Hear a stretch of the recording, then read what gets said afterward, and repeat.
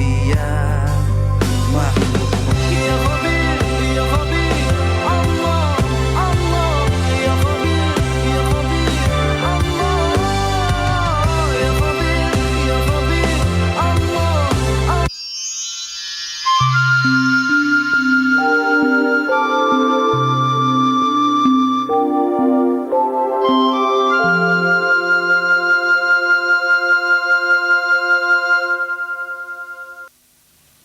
Assalamualaikum warahmatullahi wabarakatuh. Kita berjumpa kembali dalam Tafsir Al-Misbah dalam pembahasan mengenal surah Ali Imran. Pagi hari ini kita akan mulainya membahas dari ayat 159 dan ayat-ayat selanjutnya, di mana berisi antara lain tuntunan bermusyawarah. Dan saya ditemani majelis taklim dari Az-Zahra Cinere, kemudian majelis taklim Masjid Agung Sunda Kelapa, dan satu lagi mahasiswa Ma'had Al-Husnayain Bekasi. Assalamualaikum warahmatullahi wabarakatuh, bapak-bapak, ibu-ibu semuanya mahasiswa. Terima kasih sudah hadir di studio dan menemani kami di acara Tafsir Al-Misbah. Dan pembahasan pagi hari ini seperti biasa akan diuraikan oleh Bapak Quraish Shihab. Assalamualaikum warahmatullahi wabarakatuh. Waalaikumsalam warahmatullahi wabarakatuh. Langsung saja Pak Quraish, kita akan mulai dari ayat 159. Baik. Bismillahirrahmanirrahim. Ibu-ibu, bapak-bapak, saudara-saudara sekalian, para pemirsa, kita akan bahas surah Ali Imran. Saya sekali lagi ingin mengulangi sepintas. Surah Ali Imran ini ayat-ayatnya ada yang berbicara tentang peristiwa kedatangan delegasi orang-orang Nasrani kepada Rasulullah, berdiskusi tentang ketuhanan dan kenabian. Kemudian yang kedua, bahasan pokok kedua adalah menyangkut peristiwa yang terjadi dan dialami oleh Nabi dan sahabat-sahabat beliau dalam peperangan Uhud. Sudah sekian banyak ayat yang berbicara tentang itu. Kali ini kita akan bahas salah satu atau sekian ayat yang masih berkaitan dengan perang Uhud. Saya beri gambaran begini umum. Sebelum Nabi berangkat ke Uhud, beliau mendapat berita bahwa kaum musyrik Mekah akan menyerang dan membalas dendam dari kekalahan mereka pada perang Badar di tahun kedua Hijrah. Nabi bermusyawarah dengan sahabat-sahabat beliau. Bagaimana nih musuh akan menyerang? Apakah kita keluar menyambut mereka ataukah kita tetap di Madinah mempertahankan kota ini? Sebagian mengusulkan tetap di Madinah. Tetapi sebagian besar, apalagi anak-anak mudanya yang penuh semangat, berkata kita keluar menghadapi musuh. Melihat perkembangan musyawarah dan lebih banyak yang mendukung keluar, Nabi walaupun sebenarnya inginnya untuk bertahan di Madinah, Nabi mengikuti kehendak mereka. Nabi lantas masuk ke rumah beliau memakai pakaian perang. Waktu keluar dari kamar, sebagian menyesal. Kita rasanya ini agak maksa Nabi nih. Padahal beliau maunya begitu.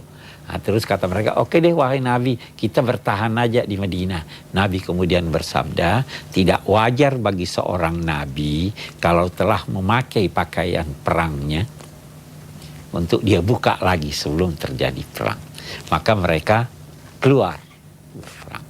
Hasil peperangan, kita persingkat, hasil peperangan dapat dikatakan kaum muslimin kalah. 70 orang yang syahid. Tentu saja setelah selesainya perang ini, Nabi merasa, waduh kenapa ya begini? Ya. Sahabat-sahabatnya juga merasa, wah kita ini salah. Nah, maka ayat ini menjelaskan situasi kejiwaan ketika itu, sekaligus menjelaskan bagaimana seharusnya menghadapi langkah-langkah yang akan datang. Nah, kita baca ayatnya. A'udzu billahi minasyaitonir rajim. Fabima rahmatin minallahi lintalahum walau kunta fazzan ghalizal qalbi lam faddu min haulik. Disebabkan karena rahmat Allah yang begitu besar yang tercurah kepadamu wahai Nabi Muhammad, engkau bersifat lemah lembut terhadap mereka. Lemah lembutnya bagaimana? Salah satu buktinya, kamu ikuti setelah hasil musyawarah, kamu ikuti walaupun sebenarnya kamu itu tidak setuju atau tidak sepenuhnya setuju. Setelah perang, kamu tidak maki-maki mereka. Kamu ucapan-ucapanmu itu tetap sederhana, tidak marah-marah dan lain-lain sebagainya. Itu kenapa? Karena Allah mencurahkan rahmat ke hati kamu.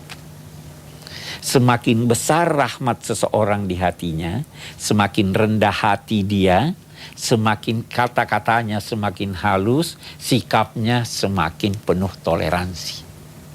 Nah, Nabi begitu. Karena memang Allah yang mendidik Nabi, Allah yang mencurahkan rahmat kepada Nabi. Baru dikatakan, walau kunta fazzan ghalizal qalb, kalau seandainya engkau itu fazzan. Faz itu kasar dalam ucapan. Ghalizal qalb, kasar dalam sikap. Beda kan? Ada orang lidahnya kasar, tapi hatinya bersih. Ya, ada orang hatinya bersih, hatinya busuk, tapi lidahnya buruk. Nabi Muhammad, kamu tidak begitu. Kenapa? Kalau kata-katamu kasar dan hatimu keras, tidak penuh toleransi, pasti orang-orang yang ada di sekitarmu, pengikut-pengikutmu akan pergi jauh dari kamu. Ya kan?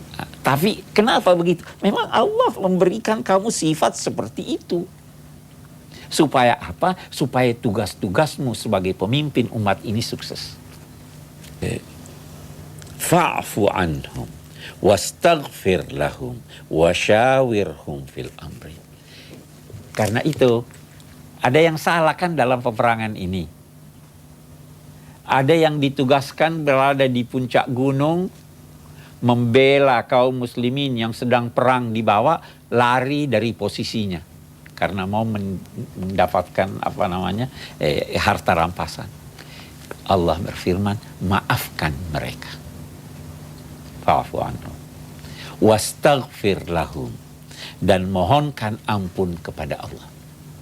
Baru kamu punya pengalaman kemarin atau beberapa hari yang lalu, itu Nabi keluar dari Madinah hari Jumat sampai di sana Sabtu terjadi perang, hari Minggu kembali lagi ke Madinah setelah usai perang. Nah, dalam peperangan ada yang gagal, banyak yang luka, banyak yang mati. Ada yang melanggar, maafkan mereka dan mohonkan ampun kepada mereka atas kesalahan mereka. Dan jangan bosan bermusyawarah. Sebenarnya pengalaman Nabi ini bermusyawarah dengan mereka kan ini artinya musyawarahnya ini enggak berhasil nih. Kita sudah musyawarah akhirnya seperti ini. Allah berfirman, tidak. Walaupun hasil musyawarah yang lalu itu tidak kamu setujui secara penuh, jangan pernah beranggapan musyawarah itu buruk. Maafkan mereka, mohonkan ampun kepada Allah, dan tetap bermusyawarah kepada mereka. Nah, saya pindah sedikit, ibu-ibu. Orang yang mau bermusyawarah, saya terangkan dulu, apa artinya musyawarah itu? Musyawarah itu terambil dari kata syawarah.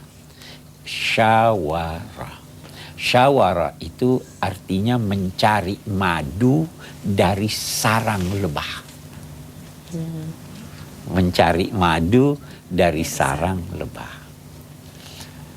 Kita lihat, bisa tidak kita mencari madu di tempat sampah? Enggak. Tidak bagus. Bisa tidak kita mencari madu di kolam air? Tidak. Kalau begitu, kalau mau mencari madu, lihat sarang lebah. Kalau mau bermusyawarah, jangan bermusyawarah pada sembarang orang. Harus yang dari sarang lebah. Orang yang kita mintai pendapat itu, kita harus anggap dia dalam 2 tanda petik bagaikan lebah.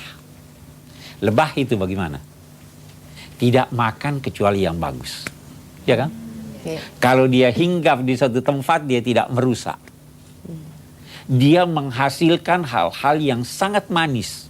Ya. Sangat bermanfaat. Dia tidak mengganggu kecuali diganggu. Ya. Dan kalau dia menyengat, sengatannya obat. Mau cari orang yang bermusyawarah. Ya itu kan. Nah, dan Anda harus yakin bahwa musyawarah kepada orang ini itu berarti dia punya madu. Dia punya sesuatu yang bagus. Jangan Anda anggap saya lebih bagus dari dia. Itu arti musyawarah. Sebelum kita dengarkan lebih jauh lagi penjelasan tentang musyawarah yang diambil dari intisari ayat 159 surah Ali Imran, kita akan jeda sejenak.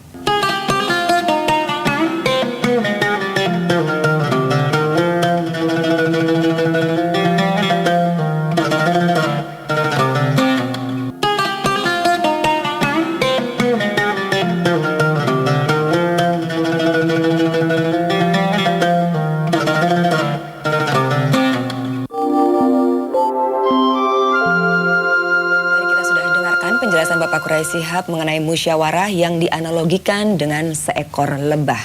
Dan selanjutnya silahkan Pak. Baik, kita kembali melihat tuntunan ayat ini menyangkut musyawarah.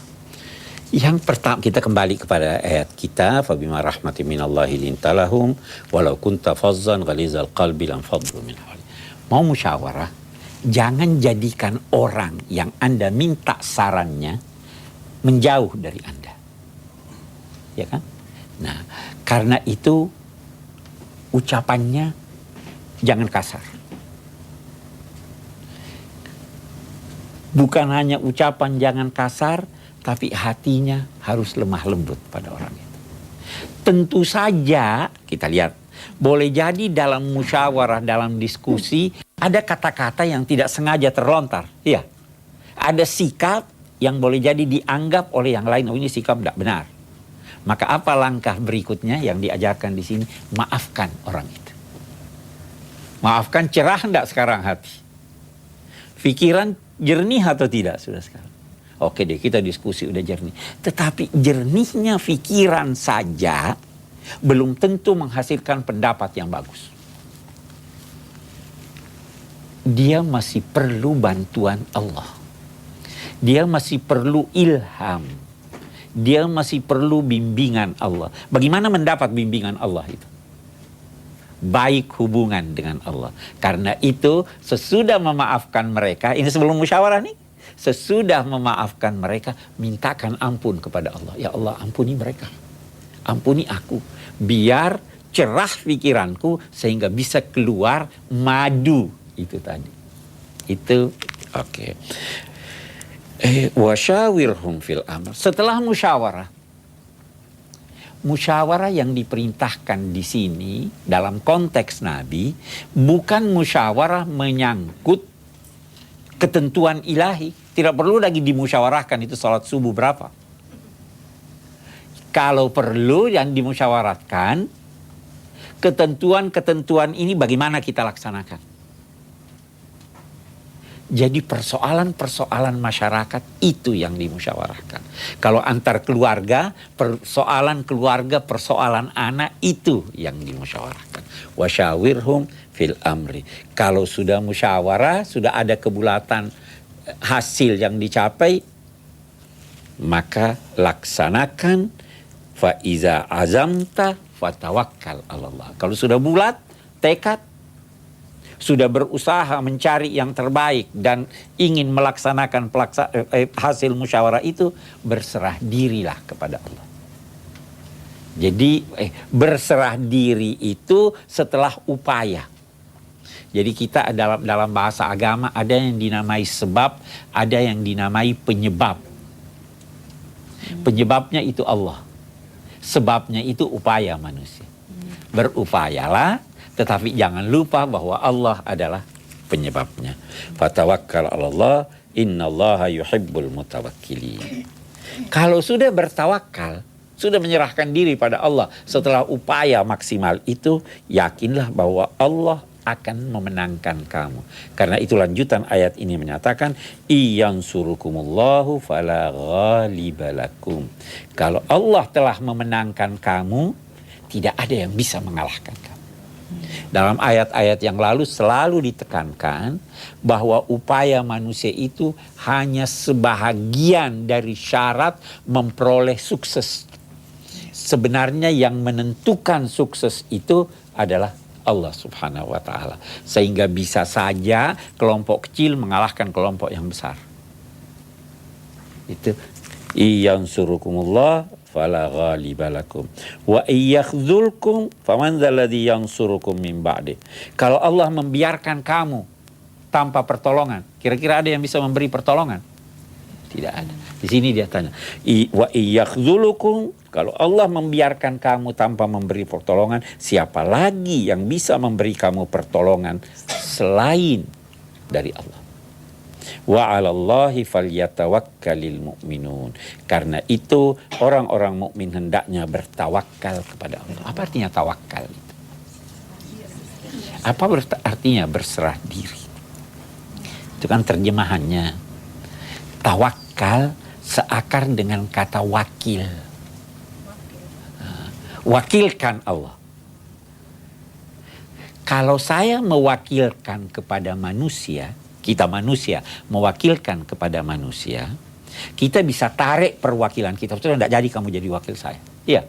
Oh, iya. Karena apa? Karena kita anggap dia tidak mampu. Iya. Atau kita anggap bukan bidang dia. Kalau Anda mewakilkan kepada Allah, gimana? Boleh enggak Anda tarik perwakilannya? Alasan apa mau tarik perwakilannya? Dia lebih mampu dari Anda. Dia lebih kuat dari Anda. Dia lebih tahu dari Anda.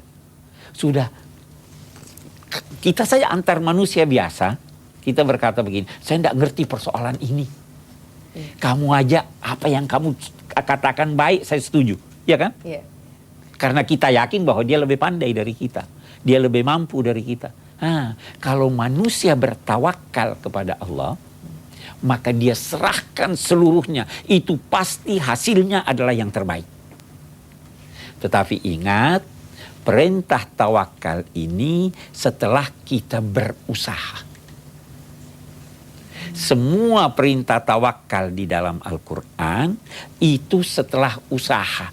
Kalau sudah tidak ada lagi kita bisa usahakan, oke deh, saya kerjakan ini, hasilnya Allah. Ingat itu Nabi sewaktu hijrah, sudah usaha sebelumnya cari kendaraan, cari penunjuk jalan, masuk di dalam gua. Ya.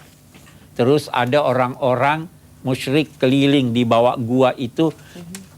Nabi berkata, kita berserah diri pada Allah. Allah yang urus sudah. Karena sudah tidak ada lagi usaha kita. Mau keluar gua ditangkap. Ya. Mau lari cari tempat lain tidak ada lagi tempatnya. Maka berserah diri dan yakinlah bahwa apapun hasilnya itulah yang terbaik buat Anda itu. Falyatawakkalil mu'minun. Wa ma kana linabiyyin ayyaghul wa man yaghlul ya'ti bima ghalla yaumal qiyamah. Ini ayat punya kaitan dengan peristiwa yang terjadi pada perang Uhud. Saya kira kita akan jelaskan lebih jauh. Sebelum kita dengarkan lebih jauh lagi penjelasan tentang musyawarah yang diambil dari intisari ayat 159 surah Ali Imran, kita akan jeda sejenak.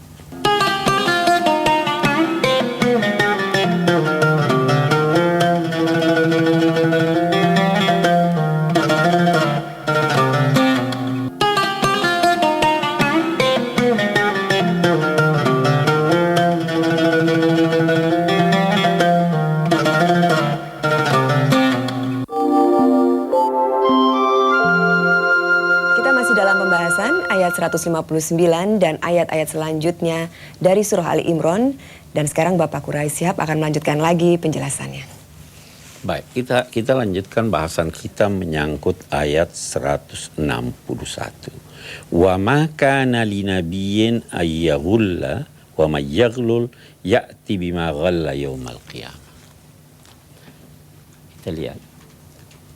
Dalam peristiwa perang Uhud ada pasukan pemanah ditempatkan Nabi di puncak bukit Uhud. Yang sudah haji pernah lihat itu bukit Uhud. Di bawah dataran. Di dataran itulah berkecamuk perang. Ini yang di atas memanah. Sewaktu kaum musyrik yang di bawah ini sudah kalah, yang di atas lari turun ambil harta rampasan. Padahal Nabi berpesan jangan turun apapun yang terjadi. Menang kita atau kalah kamu harus tetap di posisimu. Mereka turun. Waktu ditanya setelah selesai perang, kenapa kamu turun? Ada yang menjawab, kita takut harta rampasan itu nanti tidak dibagi pada kita. Nah, jangan sampai Nabi tidak mau bagi sama kita karena kami tidak perang, kami cuma dari atas. Turunlah ayat ini, wa ma kana linabiyyin ayyaghulla. Nah, kita lihat yaghul, ghalla itu pada mulanya berarti mengambil sesuatu yang berharga dengan cepat. Mengambil sesuatu yang berharga dengan cepat. Mengambilnya dengan cepat itu kemudian berkembang maknanya berarti khianat. Nabi itu tidak mungkin seorang nabi siapapun berkhianat. Kalau dia udah janji bagi rata, itu pasti dia bagi rata. Kalau dia udah janji begini, pasti. Jadi kalian yang bersangka salah bahwa ini, itu kalian salah. Maka nali nabiyyin ayyaghulla wa may yaghlul ya'ti yaumal qiyamah. Ya'ti bima ghalla yaumal qiyamah. Mengambil sesuatu dengan cepat itu sebenarnya juga bisa berarti mencuri, ya, merampok, korupsi. Nah, tidak wajar seorang nabi melakukan khianat, korupsi, ini segala. Baru dia katakan siapapun, siapapun, nabi tidak mungkin. Selain dari nabi, bahkan siapapun yang berkhianat, yang korupsi, yang mencuri, mengambil barang berharga dengan cepat dan sebagainya, itu akan datang di hari kemudian membawa barang curiannya itu. Ya'ti bima ghalla yaumul qiyamah. Jadi kalau ada orang ambil, katakanlah mungkin tidak terlalu ini ya, berlian kecil dia ambil. Tapi karena nilainya besar, itu digambarkan nanti dosanya terlalu besar. Yang korupsi, dia pikul itu di belakang ini korupsinya. Ada yang berkata bahwa dosanya yang dia pikul, ada ulama berkata tidak, bukan dosanya dia pikul, itu nanti, barangnya itu nanti dia pikul. Ya'ti bima ghalla yaumal qiyamah thumma tuwaffa kullu nafsin ma kasabat wa hum la yuzlamun. Dia ini katakanlah di padang mahsyar dia fikul itu, baru nanti setiap jiwa akan disempurnakan ganjaran dan balasannya, dan tidak seorang pun di antara mereka itu yang dianiaya. Semua. Baru lanjutan ayatnya ini berkata, afamanittaba'a ridwanallah kaman ba'a bisakhatin minallah. Apakah orang yang bersungguh-sungguh mencari ridha Allah itu sama dengan orang yang memperoleh murka Allah? Sama atau tidak? Ini Al-Quran ini bertanya untuk menggugah hati. Sama? Enggak sama mereka. Wa ma'wahu jahannam. Saya ingin terangkan apa arti ridha Allah itu. Ridha Allah itu, saya beri contoh. Ada orang mau lulus, angka kelulusan katakanlah 5,5. Ya. Sudah lulus atau tidak? Belum. Angka kelulusan 5,5. Di akhirat itu angka kelulusannya 5 lebih. Yang dapat 5 lebih udah lulus. Fa amma man saqulat mawazi, kan ditimbang. Ya toh? Kalau 5 masih sama. 5 lebih sedikit kebaikan Anda udah lulus. Oke. Yang lulus ini mahasiswa yang lulus dengan angka minimal. Puas dia atau tidak? Aduh, begitu. Kalau begitu ada yang diterima belum puas. Ya. Ya kan? Orang yang mau ridha Allah tidak mungkin apa yang dilakukannya itu pas-pasan angka lulus. Dia pasti ingin sesuatu yang saya ya lulus, saya belum puas. Saya dapat angka berapa? 6. Waduh, belum puas. Dapat angka berapa? 7. Mungkin belum puas ya. Ada orang yang baru puas kalau dapat 9. Nah, siapa yang bersungguh-sungguh mencari ridha Allah? Nah, sekarang kita mau tahu bagaimana itu cari ridha Allah. Nah, pernah seorang bernama Sufyanis Tsauri berdoa begini, ya Allah, saya mohon ridhamu. Ada seorang perempuan bernama Rabi'ah Al-Adawiyah. Lihat dia begini, minta ridha Allah, kamu belum ridha pada Allah, kok kau minta ridhanya? Jadi bagaimana itu orang yang ridha kepada Allah? Dia katakan, sama keadaannya apabila dia ditimpa musibah atau dia dapat nikmat. Kalau ditimpa musibah bagaimana kita ini yang mau lulus pas-pasan ini? Ya mengeluh. Ya Allah kok begini ya? Tidak menggerutu, mengeluh kok begini. Tetapi orang yang ridha pada Allah, kalau dia dapat musibah, itu sama keadaannya kalau dia dapat nikmat. Nah itu baru ridha. Itu baru angka 8, 9, 10. Kalau tidak, nah karena itu orang yang ridha kepada Allah, kekayaan tidak pernah melengahkan dia. Kemiskinan tidak pernah menjadikan dia lupa nikmat Allah yang lain. Oh saya miskin, tidak punya duit, saya sakit, ini. Kan masih ada nikmat Allah yang lain. Nah, musibah, kegagalan tidak pernah menjadikan dia putus asa. Tugas betapapun beratnya tidak pernah menjadikan dia menggerutu. Itu orang yang ridha pada Allah. Siapa yang mengikuti mereka ini, baru lanjutan ayat kita ini, akhir ayat kita ini, hum darajatun indallah. Mereka itu bertingkat-tingkat di sisi Allah. Ada yang puas dengan 7, ada yang puas dengan 8, ada yang baru puas kalau dapat nilai 100. Ya toh? Demikian seterusnya. Saya kira itu ayat kita. Jadi tadi kita sudah mendengarkan penjelasan dari ayat 159 sampai ayat 163 surah Ali Imran. Mulai dari tentang bermusyawarah, kemudian juga bertawakal sampai kepada ridha Allah. Setelah jeda berikut kami akan kembali lagi dengan sesi tanya jawab.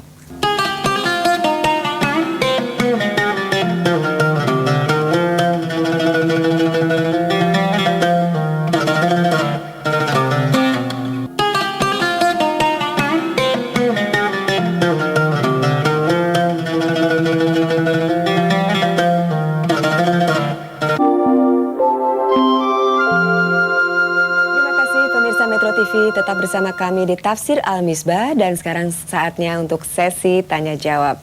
Silakan, sudah ada penanya yang siap? Gini Ustadz, perintah memaafkan dan meminta ampunan dalam surat Al-Imran 159 tadi disebut setelah kelembutan. Terkesan kita bisa melakukannya setelah punya kelembutan. Nah, bagaimana caranya supaya hati kita biar lembut? Ya. Banyak cara untuk melembutkan hati, tapi intinya adalah selalu mengingat kebesaran Allah dan menyadari kelemahan kita. Nah, kita lihat sekarang, kalau ada satu orang melakukan kesalahan pada Anda, sadarilah bahwa kesalahan yang serupa dan lebih dari itu bisa Anda lakukan. Satu. sadarilah bahwa kalau Anda melakukannya, Anda ingin agar itu dianggap tidak ada. Kalau Anda ingin bahwa itu dianggap tidak ada, maka lakukanlah hal serupa terhadap orang yang melakukan kesalahan terhadap Anda. Itu satu. Itu dari sisi kita. Dari sisi lain, dikatakan begini, Allah itu maha besar, maha kuasa. Sehingga kalau Anda tidak mau memaafkan orang lain, apakah Anda juga tidak mau dimaafkan Allah? Oke. Kalau tidak mau dimaafkan Allah, tidak usah maafkan orang. Mau dimaafkan Allah, ya maafkan juga orang. Itu hati menjadi lembut. Karena itu ada peringatan. Pada saat Anda kuasa untuk mampu untuk menjatuhkan suatu sanksi kepada orang lain, maka ingatlah ketika itu kuasa Allah terhadap Anda. Ya, ini lembut hatinya nih. Mau dia memaafkan. Karena dia ingat Allah, dia ingat kelemahannya sebagai manusia. Itu intinya di sana sebenarnya.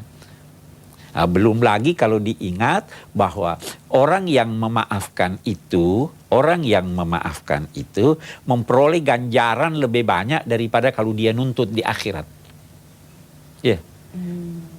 Anda sekarang berkata tiada maaf bagimu. Kadang-kadang. Bertanya, kalau saya tidak maafkan, saya tuntut di akhirat dapat berapa? 50-50. Kalau Anda maafkan, Anda dapat 100% dari Tuhan. Ya. Coba ingat itu semuanya. Iya. Ya kan? Selanjutnya Pak, silakan. Bapak Profesor, mohon kiranya dijelaskan mengenai dua kosakata yang seolah-olah kita khilaf, yaitu sama, antara musyawarah dengan demokrasi. Pertama, kalau di dalam Pancasila tidak ada kata demokrasi, tetapi adanya musyawarah dalam permusyawaratan dan sebagainya. Ya. Terima kasih sekali. Ini perlu satu episode ini untuk menjelaskan ini pun tidak ini. Saya hanya ingin berkata begini, kita sebenarnya kita lihat kita dalam undang-undang dasar kita, ya toh, dalam Pancasila kita, dalam MPR kita itu kata musyawarah justru disebutkan, tidak ada kata demokrasi. Majelis Permusyawaratan Rakyat, ya toh, hikmah kebijaksanaan dalam musyawarah perwakilan. Demokrasi ini bisa macam-macam. Ya, dulu aja kita di Indonesia ada demokrasi terpimpin, ya. Sekarang ada demokrasi liberal, ada macam-macam. Tapi intinya sebenarnya apa yang inti dari apa yang dikehendaki oleh Islam, bahwa jangan ada yang otoriter, jangan memaksakan pendapat. Carilah pendapat yang terbaik dari orang lain, kemukakan. Itulah dia musyawarah. Ya, kalau demokrasi otomatis bisa secara langsung beda pendapat voting. Ya, kalau kita kan di Indonesia mencari musyawarah untuk mufakat ya, jadi beda-beda ini, beda-beda. Kita dalam ajaran agama ada syarat-syarat untuk orang-orang yang bisa kita mintai pendapat. Kita bisa bermusyawarah. Itu syarat-syaratnya boleh jadi syarat-syarat itu berbeda dengan syarat-syarat dalam dunia demokrasi atau di dunia barat dengan demokrasinya. Kita punya demokrasi sebagai bangsa ya. Kita kan namakan demokrasi Pancasila ya. Sana. Jadi saya kira panjang sih ini kalau mau kita ceritakan. Al-Quran hanya menggarisbawahi bahwa cari pendapat orang lain. Jangan menjadi otoriter, jangan memaksakan pendapat dalam hal-hal yang memang menjadi urusan mereka. Saya kira itu. Oke. Baik, menarik sekali pembahasan ini. Dan pemirsa tetap bersama kami di Tafsir Al-Misbah. Kami akan kembali lagi dengan sesi tanya jawab. Kita lanjutkan lagi Tafsir Al-Misbah dan saya langsung menuju penanya. Silakan, Mbak. Apa perbedaan azam dengan iradah? Perbedaan antara Azam dengan iradah. azam dan irada. Oh iya. Terima kasih. Oke. Azam itu keinginan, kehendak yang sudah bulat. Azam itu tekad. Irada itu kehendak. kehendak. Kalau saya berkata saya mau pergi ke Solo, itu belum ada tekad, ya toh? Tapi saya bertekad untuk ke sana. Itu sudah beda kan? Jadi ada keinginan, ada tekad. Jadi itu sebenarnya bertingkat-tingkat. Bisa mulai dari niat, terus keinginan yang belum pasti, cita-cita, keinginan. Itu semua kehendak sebenarnya. Baru kehendak yang hampir pasti, baru tekad. Saya kira begitu, ya. Oke, satu lagi, Ibu. Tadi berkaitan dengan penjelasan tentang ridho Allah. Yang saya mau tanya itu gimana ya kita mengenali diri kita sendiri bahwa usaha kita tuh udah sungguh-sungguh sudah maksimal, udah mentok kemana-mana, dan kemudian bahwa usaha kita tuh mendapat ridho dari Allah. Terima kasih. Ya, tidak mudah menjawab pertanyaan Ibu. Karena ridho itu yang tahu yang bersangkutan sendiri sebenarnya. Kita tidak bisa tahu dia sudah ridho atau tidak ini. Jadi itu kita sendiri kira-kira yang mengukur. Ya itu Bagaimana mengukurnya? merasakannya itu gimana gitu. Merasakannya bagaimana? Mengenalinya gimana dalam hati kita gitu. Setelah tidak ada lagi usaha yang bisa Anda lakukan dalam ketaatan kepada Allah, itu diduga Allah sudah ridha. Ya karena itu ada bedanya antara diterimanya amal dan diridhoinya amal. Beda. Ibu bisa memberi seseorang tapi hatinya mendongkol, bisa enggak? Bisa ada orang diberi sesuatu dia terima tapi tidak puas. Yang mengetahui persis itu yang bersangkutan. Nah, kalau dia rasa sudah sesuai dengan apa yang dia harapkan, apa yang bisa dia lakukan, saya sudah ini. Tapi kan kita juga biasa berkata begini, sebenarnya saya masih bisa, tapi udah malas deh. Nah itu. Bagaimana mau capek itu ridha. Anda sendiri tidak ridha dengan apa yang Anda lakukan, bagaimana mau Allah ridha kepada Anda? Nah, jadi hanya sekali lagi saya garis bawahi, jangan beranggapan kalau tidak diridhai itu lantas tidak diterima. Boleh jadi diterima juga oleh Allah. Lulus juga, tapi lulusnya pas-pasan. Ya kan begitu. Itu kita sendiri yang bisa mengukur ini. Saya sudah lakukan ini atau belum? Saya kira di situ. Ya. Dan apa intisari dari ayat-ayat yang sudah dijelaskan pagi hari ini, Pak Quraish? Oke, yang pertama saya kira bagaimana seharusnya kita menghadapi setiap problem yang kita hadapi ini, yaitu antara lain mari bermusyawarah. Tidak rugi orang yang bermusyawarah. Yang kedua, untuk suksesnya musyawarah itu ada tuntunan-tuntunan yang diberikan oleh Allah di sini, yakni pikiran harus cerah, hubungan dengan Allah harus baik, harus tepat siapa yang kita ajak untuk bermusyawarah dan lain-lain sebagainya. Yang ketiga yang kita bisa angkat di sini adalah bahwa tidak ada seorang pun yang berkhianat dalam kehidupan dunia ini kecuali di hari kemudian dia akan memikul khianatnya itu.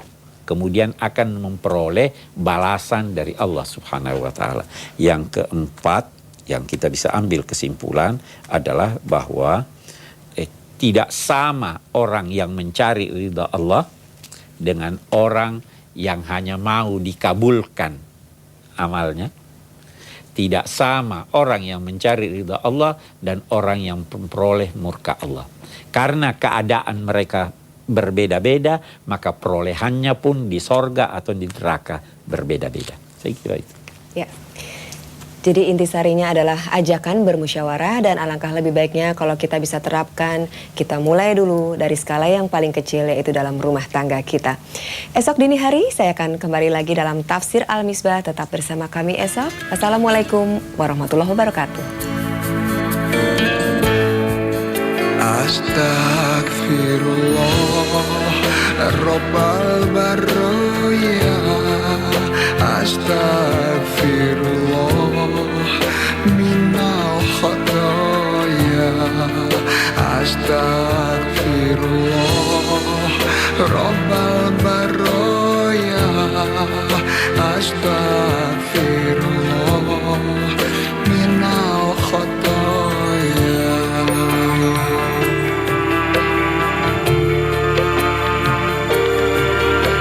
Kasih sayang Allah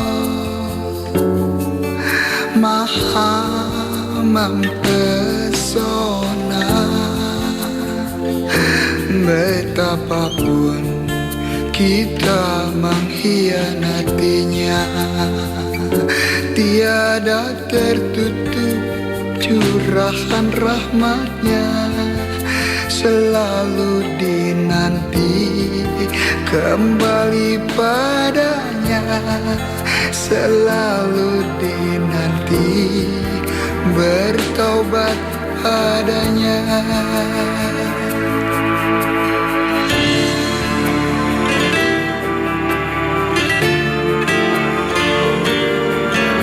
Allah Maha Penyayang, penerima taubat. Walau dosa sepenuh jagat raya, tiada tertutup pintu taubatnya. Wahai sahabat, cepatlah bertaubat, karena ajal kian